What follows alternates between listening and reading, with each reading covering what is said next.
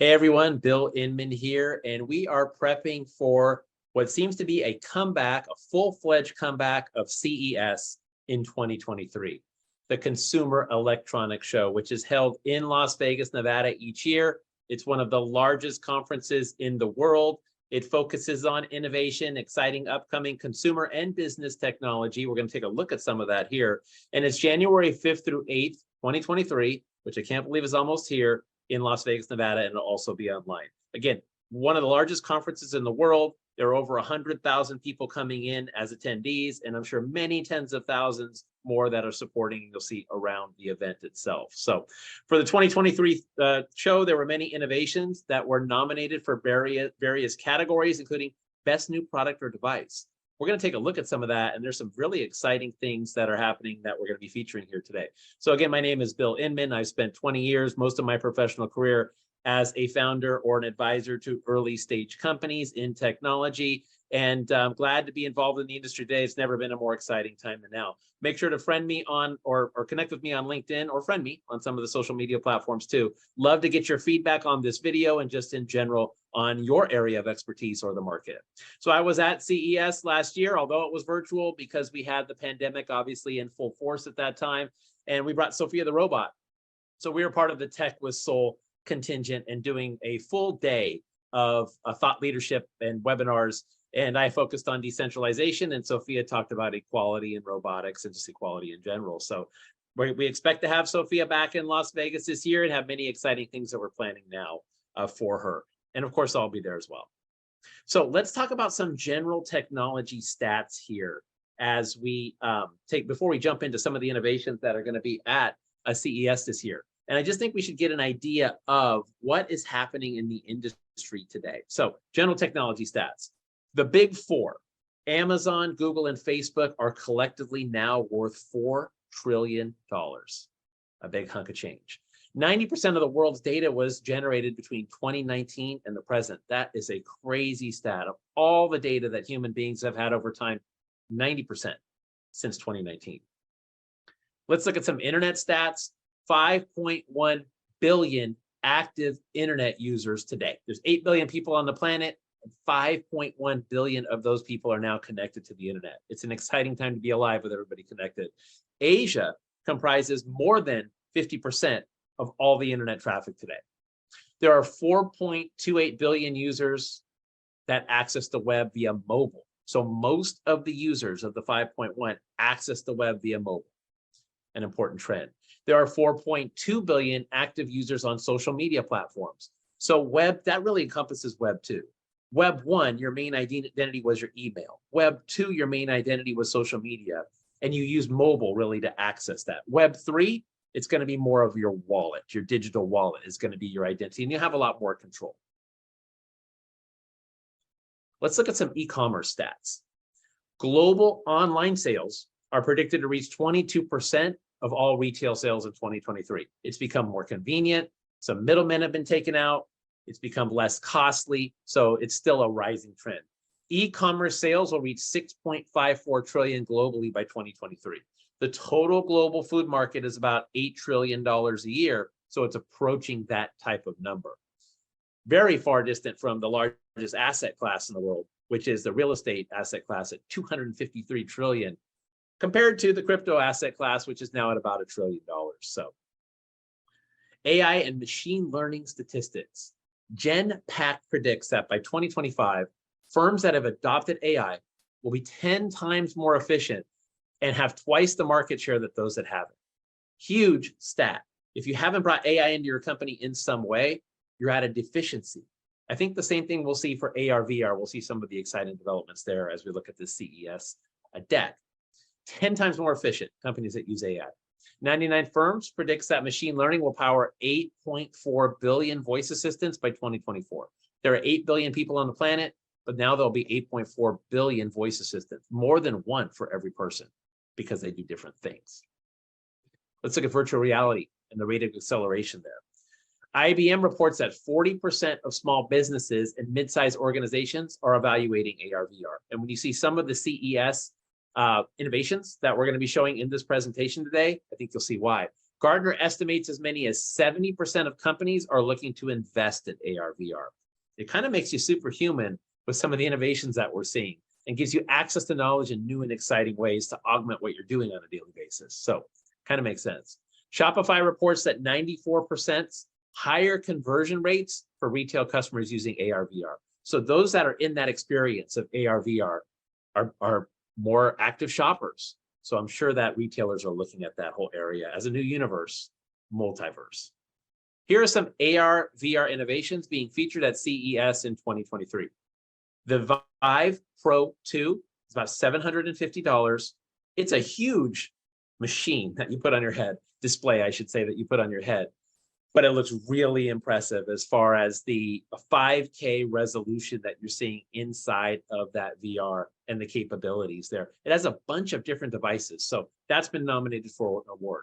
The Qualcomm Snapdragon, beautiful small AR design, kind of fits like a Ray-Bans would fit on your head, just thicker. Most of these things are thick.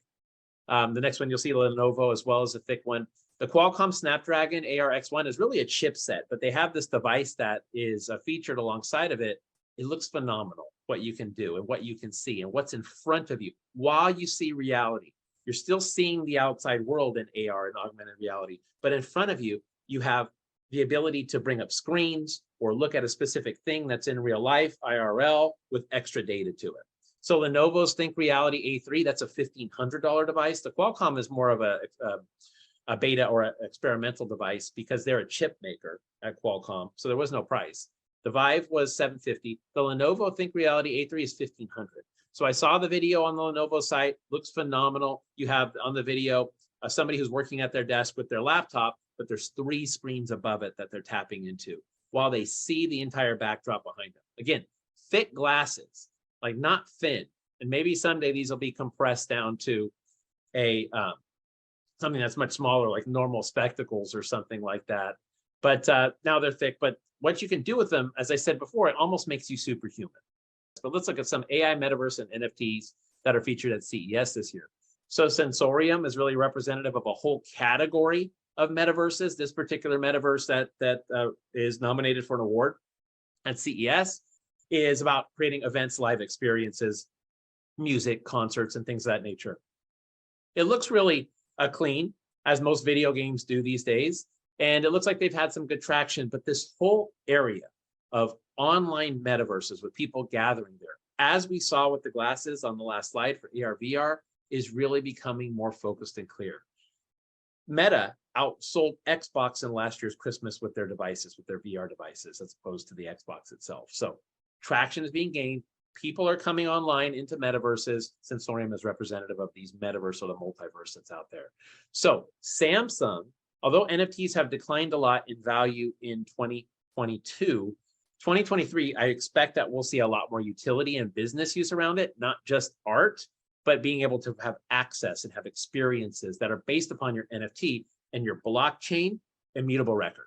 So Samsung's on board. Samsung is creating the Samsung NFT aggregation platform so you can store your NFTs on your TV. So if you did buy a lot of that art, and hopefully that art continues to rise in value over the long haul, because in the short haul, it's been decimated this year.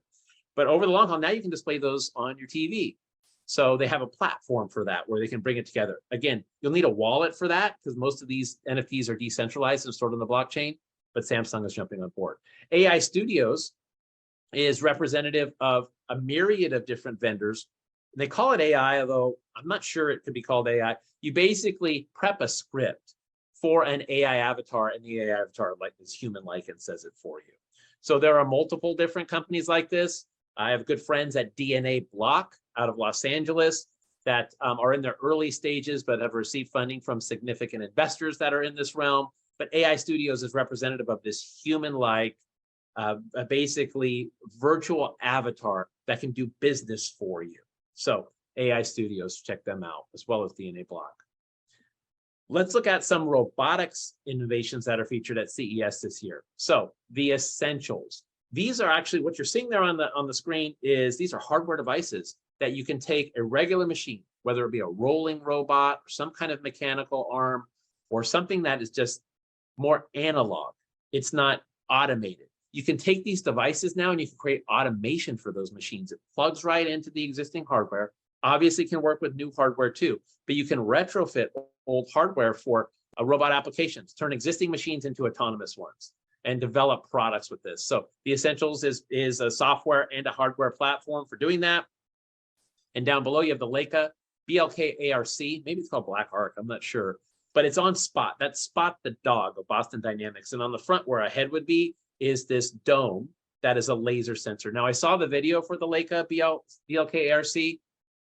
It basically can render an IRL, an in real life setting, with unbelievable accuracy and detail.